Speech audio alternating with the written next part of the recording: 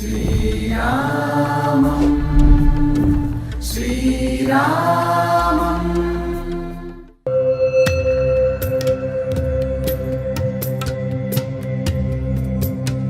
అయోధ్యాపురంలో కేవలం రామ మందిరం మాత్రమే కాదు, వేల సంఖ్యలో చిన్న పెద్ద మందిరాలు ఎన్నో ఉన్నాయి. అందులో ప్రధానంగా మనం చూడాల్సింది అయోధ్యకి 15 కిలోమీటర్ల దూరంలో కనిపిస్తుంది.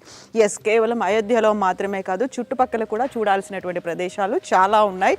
అందుకోసమే మనం 15 కిలోమీటర్ల దూరం ప్రయాణించి ఇక్కడికి చేరుకున్నాము. ప్రస్తుతం ఇక్కడ నా వెనకాల కనిపిస్తోంది దశరథ మహారాజ్ సమాధి. క్షత్రియుడు అయినప్పటికి కూడా ఎందుకు సమాధి చేశారు, ఎందుకని ఈ ప్రాంతానికి అత్యంత ప్రాముఖ్యత ఉంది, ఎందువల్ల మనం ఈ ప్లేస్కి కూడా వచ్చి దర్శించుకోవాల్సినటువంటి అవసరం ఉంది, ఇవన్నీ మనం చూడబోతున్నాం. నాతో పాటుగా రండి. ఇక్కడ ప్రధాన పూజారి ఉన్నారు, పాండేజీ. ఆయనతో మాట్లాడదాం, మరిన్ని వివరాలు తెలుసుకుందాం.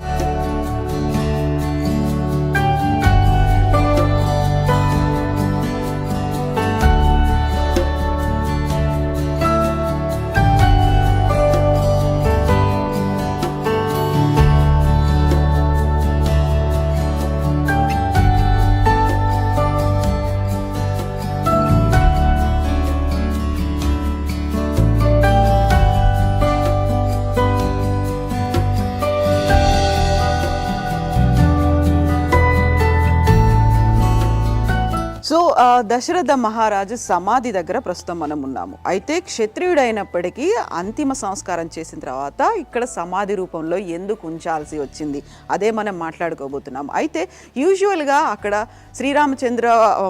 శ్రీరామచంద్రుడిని దర్శించుకున్న తర్వాత అయోధ్య నుంచి అక్కడున్నటువంటి చుట్టుపక్కల మిగతా మందిరాలు చూసి వెళ్తారు తప్ప ఇంత దూరం ఇప్పటిదాకా ఎవరూ రాలేదు. అందులో పర్టికులర్గా మన తెలుగు వాళ్ళకి అవసరమైనటువంటి ఇన్ఫర్మేషన్ కూడా ఇది.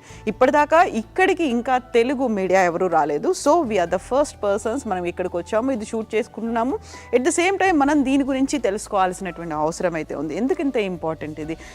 దీంట్లో మనం 3 అంశాల గురించి మాట్లాడుకోబోతున్నాము. ఒకటి, దశరథ మహారాజు సంబంధించినటువంటి సమాధి ఇది. ఈ సమాధికి సంబంధించినటువంటి విశిష్టతతో పాటుగా ఇక్కడే మనకి టెంపుల్ కూడా కనిపిస్తుంది. సమాధి ఎదురుగా మందిర్ ఉంది. ఆ మందిర్లో దశరథ మహారాజుతో పాటుగా భరత శత్రుఘ్నులు ఉంటారు.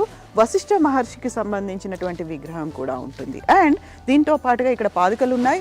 ఇంకొకటి మనం 3వ అంశం మాట్లాడుకోవాల్సింది శనిదేవుడికి శనికి సంబంధించినటువంటి ఇంపార్టెన్స్ కూడా ఇక్కడ ఉంది. అయితే ప్రస్తుతం మనం ఇక్కడ చూస్తున్నటువంటిది దశరథ మహారాజ్ సమాధి ఇది.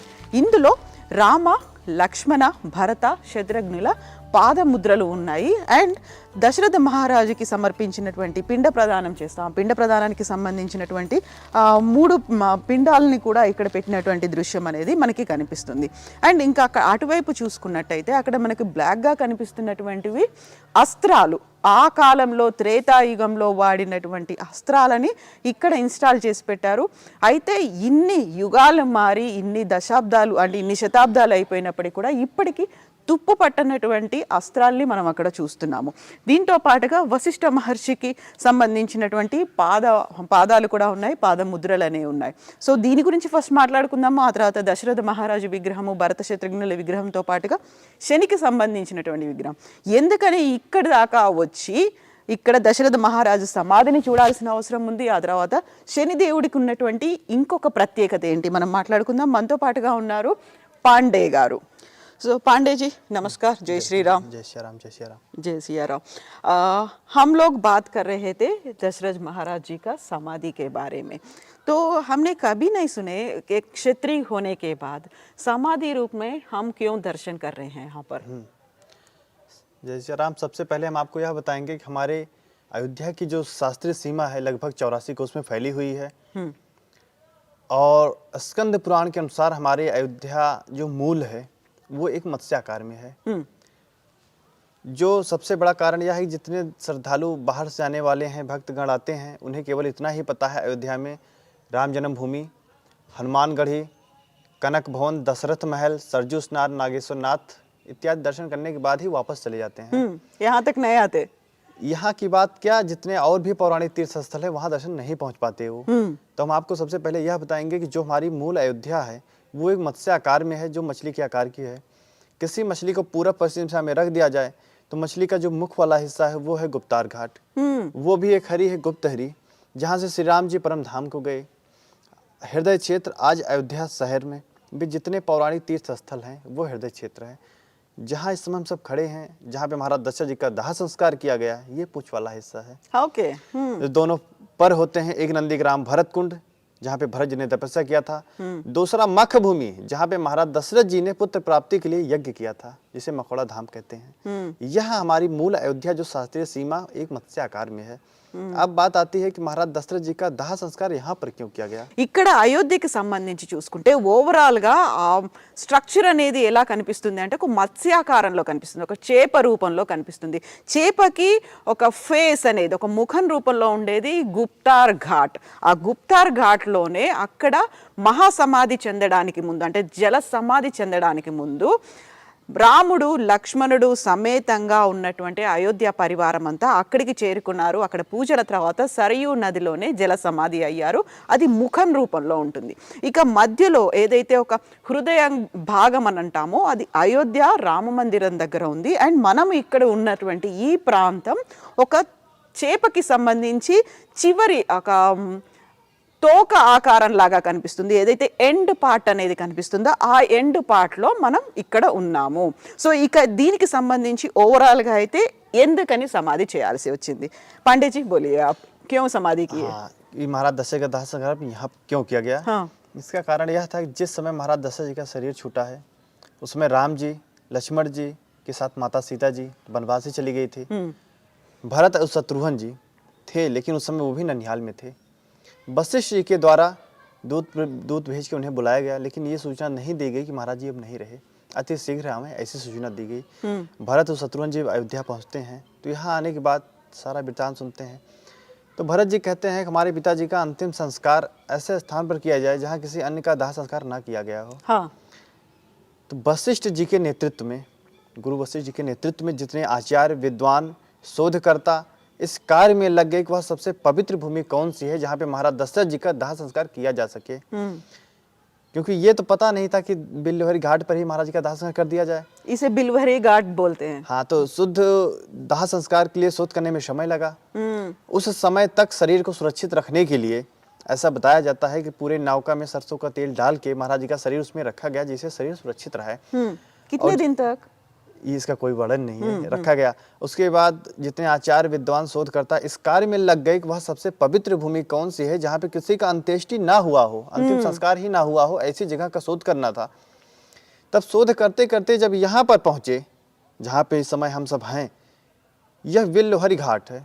अयोध्या में हमारे सब हरियाँ हैं, विल्लहरी, चकहरी, चंदहरी, गुप्तहरी, पूर्णहरी, ऐसे 7 हरियाँ हैं। ये विल्लहरी घाट है। तो यहाँ आने के बाद हम सबको पता है कि जब हम कि हिंदू समाज में दाह संस्कार किया जाता है तो चिता में पहले 4 खूंटे लगाए जाते हैं। लेकिन यहाँ पे चक्रवर्ती महाराज दशरथ जी को दाह संस्कार करने के लिए केवल 3 खूंटे की ही पवित्र भूमि मिली थी, जहाँ पे किसी का अंतिम संस्कार नहीं हुआ था। चौथा ऐसा जगह था जहाँ पे किसी न किसी का दाह संस्कार पहले से हो चुका था। దశరథ మహారాజ్ అక్కడ మరణించిన తర్వాత అప్పటికి వనవాసానికి రాముడు లక్ష్మణుడు సమేతంగా సీతామాత కూడా వెళ్ళింది. మరణించిన తర్వాత ఆ మరణ వార్తని రాముడికి చేరవేయలేదు. అయితే భరత లక్ష్మణులు శత్రుఘ్నుడు అండ్ భరతుడు మాత్రం అంత్యక్రియలకు సంబంధించినటువంటి ఏర్పాట్లు చేశారు. అందులో భాగంగా వశిష్ఠ మహర్షిని అడిగారు, ఎక్కడ అంత్యక్రియలు చేస్తే బాగుంటుంది, అక్కడ ఒక పరమ పవిత్రమైనటువంటి స్థలంలో చేయాలి, అంతకు ముందు అక్కడ ఎవరి అంత్యక్రియలు జరగకుండా ఉన్నటువంటి ప్రాంతంలో చేస్తే మంచిది అని.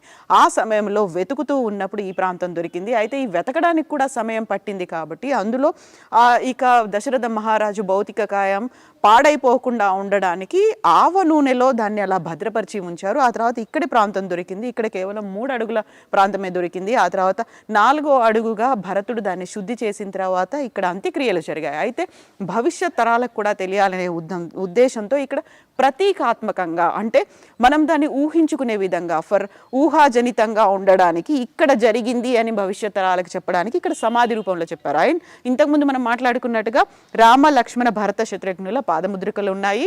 ఆ తర్వాత పిండ ప్రదానం చేసినట్టుగా పిండాలు ఉన్నాయి. ఇది వశిష్ఠ మహర్షి పాదముద్రలు అనేవి మనకు కనిపిస్తున్నాయి. ఆ తర్వాత త్రేతాయుగంలో వాడినటువంటి ఆయుధాలు కూడా ఉన్నాయి. అప్పటి నుంచి తుప్పు పట్టకుండా ఉన్నటువంటి ఆయుధాలని మనం ఇక్కడ చూస్తున్నాము. సో ఈ ఆయుధాలని గతంలో వాళ్ళు వాడేవాళ్ళు, అదే ఆయుధాలని ఇక్కడ తెచ్చి ఉంచారు. సో పాండేజీ ये क्या है यहाँ एक शिवलिंग भी है और यहाँ भी पाद मुद्राएं हैं. ये महाराज जी का ये तो पौराणिक समाधि स्थल है, ये शिवलिंग है, ये राम जी का चरण चिन्ह है, ये अलग से, ये दूसरा चीज है, वो मेन पौराणिक स्थल वो है. हाँ. ये डॉक्टर राम अवतार शर्मा जी हैं, दिल्ली के जो इस समय रामायण सर्किट के अध्यक्ष भी हैं. जहाँ जहाँ चरण पड़े रघुवर के, जहाँ जहाँ राम जी गए हैं या लौट के वहां से आई हैं, उन्होंने राम जी का चरण चिन्ह वहां लगवाया है. రామ లక్ష్మణ సమేతంగా సీతామాత రామ లక్ష్మణులు సీతామాత కలిసి లంకాపురి నుంచి అయోధ్యకి వస్తారు. ఆ రోజునే ఒక దీపావళిగా సెలబ్రేట్ చేసుకుంటారు. అయితే అదే రోజు తెలిసింది కాబట్టి రాముడు లక్ష్మణుడు సమేతంగా ఇక్కడికి వచ్చారు, పిండ ప్రదానం చేశారు, ఇక్కడ నమస్కరించారు. సో దానికి సంబంధించినటువంటి పాదముద్రలు అనేవి కనిపిస్తున్నాయి. ఇక ఇది ఈ ప్రాంతానికి సంబంధించి ఈ సమాధికి సంబంధించినటువంటి ఇంపార్టెంట్ పాయింట్. అయితే మనకి కనిపిస్తున్నటువంటి టెంపుల్కి సంబంధించి కూడా ఇంకొక విశిష్టత ఉంది, దాన్ని కూడా మనం మాట్లాడుకుందాము. ఇక్కడ దశరథ మహారాజు కనిపిస్తాడు విగ్రహం రూపంలో.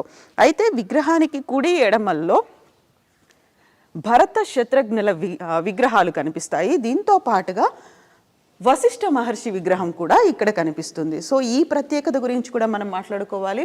సో మనకు ఎదురుగా కనిపిస్తోంది దశరథ మహారాజు విగ్రహం, ఆ తర్వాత భరత శత్రుఘ్నుల విగ్రహాలు కూడా కనిపిస్తాయి.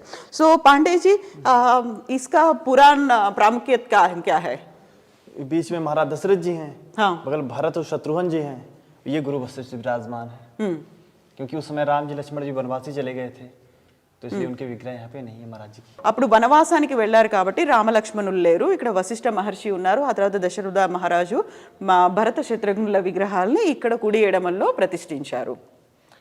उसके बाद इस स्थल पे दर्शन पूजन करने का सबसे बड़ा महत्व है. अगर शनि ग्रह से कोई पीड़ित है, 7.5 या महादशा अगर किसी के ऊपर चल रही है, तो यहाँ दर्शन पूजन करने से शनि जी की विशेष शांति होती है, जिसका वर्णन ये पद्म पुराण में है. ఓకే. సో ఇక్కడ ప్రత్యేకంగా ఈ సమాధి దర్శనం తర్వాత దశరథ మహారాజును పూజించిన తర్వాత ఇక్కడ కనిపించేటువంటి శని విగ్రహం కూడా ఉంటుంది. శని విగ్రహానికి సంబంధించి ఎందుకు పూజ చేయాలి, విశిష్టతలు ఏమున్నాయని తెలియజేయడానికి పద్మపురాణం ఉంది. పద్మపురాణంలో ఇక్కడ ప్రత్యేకంగా ఉన్నటువంటి మహారాజ్ दशरथ का शनि को संतुष्ट करके लोक का कल्याण करना. సో మహారాజు దశరథ మహారాజు శనిని సంతృప్తి పరిచి లోక కళ్యాణం కోసం ఏం చేశాడు అనేటువంటి గాథ ఉంది. అది వివరించడానికి మనకు దీని పక్కనే శని విగ్రహం కూడా కనిపిస్తుంది. उसके बाद अगर इस स्तोत्र का पाठ नमः कृष्णाय नीलाय सिद्धगंठिनी भाईचा से लेके प्रसादम कुर्मे रेवु बरारो हम पागता, अगर इसका पाठ किया जाता है तो शनि जी उसके सदा अनुकूल रहते हैं. సో ఈ పద్మపురాణంలో వివరించినట్టుగా ఇక్కడ శనికి సంబంధించి ఒక శ్లోకం అనేది ఉంది. ఈ శ్లోకాన్ని మనమే స్వయంగా చదువుకుంటే, ఎలా అయితే విష్ణు సహస్రనామాలు లేకుంటే హనుమాన్ చాలీసా, రామచరిత్ మానస్ ఇలాంటివన్నీ మనం చదువుకుంటామో, అలా మనం దీన్ని కనుక చదువుకున్నట్టయితే శని ప్రభావం తొలగిపోతుంది, శని సంతుష్టం చెందుతారు అనేది పద్మపురాణంలో వివరించారు. సో దీంతో పాటుగా మనం పక్కనే ఉన్నటువంటి శని విగ్రహాన్ని మనం చూడబోతున్నాము. శనికి సంబంధించి ప్రత్యేకతలు ఏంటి అనేది మనం పాండేజీని అడిగి తెలుసుకుందాము. సో ఇక్కడ మనం శని విగ్రహాన్ని మనం చూస్తున్నాము. శని విగ్రహం ఎక్కడ చూసినప్పటికీ కూడా కళ్ళు ఓపెన్ కనిపిస్తాయి. ఆ విగ్రహానికి సంబంధించి శని గ్రహానికి సంబంధించి కళ్ళు ఓపెన్ ఉంటాయి. బట్ ఇక్కడ మాత్రం శని విగ్రహం అదో దృష్టితో కనిపిస్తుంది. అంటే కళ్ళు మూసుకున్నట్టుగా కనిపిస్తుంది, అంటే కిందికి చూస్తున్నట్టుగానే కనిపిస్తుంది. అంటే మిగతా చోట ఉన్నటువంటి ఏదైనా శని దోషాలు కానీ ఇలాంటివి ఏమైనా ఉంటే అక్కడ డైరెక్ట్గా పూజించాలి, లేకపోతే దానికి సంబంధించినటువంటి ఇతర కార్యక్రమాలు చేయాలి. బట్ ఇక్కడ మాత్రం ప్రభావం ఉండదు. ఎట్ ద సేమ్ టైం మనకి కావలసినటువంటి శని అనుగ్రహంగా ఉంటుంది అనేది ఈ విగ్రహం యొక్క ప్రత్యేకత. तो आप बता दीजिए पांडे जी. इस स्थल पे सबसे बड़ा महत्व है कि यहाँ दर्शन पूजन करने के बाद अगर कर लिया जाता है तो शनि जी के ऐसा आशीर्वाद है कि पद्म पुराण के अनुसार शनि जी की विशेष कृपा होती है. ये ऐसी विग्रह है महाराज जी की, ऐसी मान्यता है कि शनि जी की अगर कहीं प्रतिमा हो तो सामने से प्रणाम नहीं करना चाहिए, क्योंकि दृष्टि दोष होता है. ये आप देख सकते हैं. इसमें ये पहली ऐसी विग्रह है महाराज जी की जिनमें दृष्टि महाराज जी की पूर्णतः बंद है, जिसे अधो दृष्टि प्रतिमा कही जाती है. ऐसी वर्णन जो है पद्म पुराण में ऐसा महाराज जी के स्वरूप का वर्णन है. तो यहाँ का सबसे बड़ा प्रभाव है कि इस स्थल पे दशरथ जी के स्थल पे चक्रवर्ती महाराज दशरथ जी के स्थल पे प्रणाम करने के बाद अगर दशरथ कृष्ण स्तोत्र नमः कृष्णाय नीलाय सिद्धगंठिनी भाईचा नमः कालाग्नि रूपाय कृंता चावै नमः, इसका पाठ करके अगर अधो दृष्टि प्रतिमा शनि जी के दर्शन किया जाता है तो फिर उसका बहुत बड़ा दर्शन लाभ है। సో ఇలాంటి విగ్రహం అదో దృష్టితో ఉన్నటువంటి శని ప్రతిమ ఇంకెక్కడా కనిపించదు ఏ నవగ్రహాల దగ్గర కానీ, ఇంక్లూడింగ్ శనికి సంబంధించినటువంటి దేవాలయాలు ఎక్కడా కూడా కనిపించదు ఈ అదో దృష్టితో. ఒకవేళ అలాంటి డైరెక్ట్ దృష్టి ఉంటే శని కళ్ళలో కళ్ళు పెట్టి చూసినట్టుగా ఉంటుంది, దాంతో ఎఫెక్ట్ పడుతుంది అనే చెప్తున్నారు. ఇలాంటి దగ్గర ఇప్పుడు మనం ప్రస్తుతం ఉన్నటువంటి ఈ ప్రాంతంలో ఉన్నటువంటి శని ప్రతిమకి అయితే అదో దృష్టి ఉంటుంది కాబట్టి ఎఫెక్ట్ ఉండదు. ఎట్ ద సేమ్ టైం పవర్ఫుల్గా అంటే పాజిటివ్ ఎనర్జీ కూడా ఉంటుంది అని చెప్తున్నారు పాండే గారు. సో అది ఇప్పుడు ప్రస్తుతం ఉన్నటువంటి దశరథ మహారాజు సమాధితో పాటుగా దశరథ మహారాజు విగ్రహము అండ్ శనికి సంబంధించినటువంటి ఇక్కడ ఉన్నటువంటి విగ్రహ ప్రత్యేకత. అయితే ఇక్కడి దాకా అసలు ఎవరు దర్శనం కోసం రావట్లేదు. ఈ సమాధికి సంబంధించి అలాగే శని విగ్రహానికి సంబంధించి దర్శనీయ స్థలంగా ఎందుకని ఇప్పటికీ ఇంత ప్రాచుర్యం పొందలేదు? पांडे आप बता दीजिए यहाँ तक भक्तजन क्यों नहीं आ रहे हैं? दर्शन करके जा रहे हैं, वहाँ बसे हुए कुछ और मंदिर का दर्शन करके जा रहे हैं, इतना दूर क्यों नहीं आ रहे? सबसे बड़ा कारण उसका ये है कि सबको जानकारी का अभाव है, सबको जानकारी नहीं है। और उसके बाद कुछ भक्त ऐसे भी कहते हैं आने जाने के लिए व्यवस्थाएं नहीं है, रास्ता सुलभ नहीं है। लेकिन अब जब से प्रधानमंत्री नरेंद्र मोदी जी, योगी जी के नेतृत्व में अब हमारे जितने 84 कोस में जितने फैले हुए हमारी पौराणिक तीर्थ स्थल हैं, सबका सौंदर्यकरण जीर्णोद्धार का कार्य किया जा रहा है। और जहाँ तक दशरथ समाधि स्थल का कार्य है, यहाँ भी ऐसी बहुत परियोजनाएं हैं कि आने वाले समय पे यहाँ दुकानें, लाइट सुसज्जित होते हुए और 4 लेन रोड सीधे अयोध्या से यहाँ कनेक्ट किया जा रहा है, जिससे आने वाले श्रद्धालुओं को आसानी होगी पहुँचने में और దర్శన లాభ లే సకేంగే.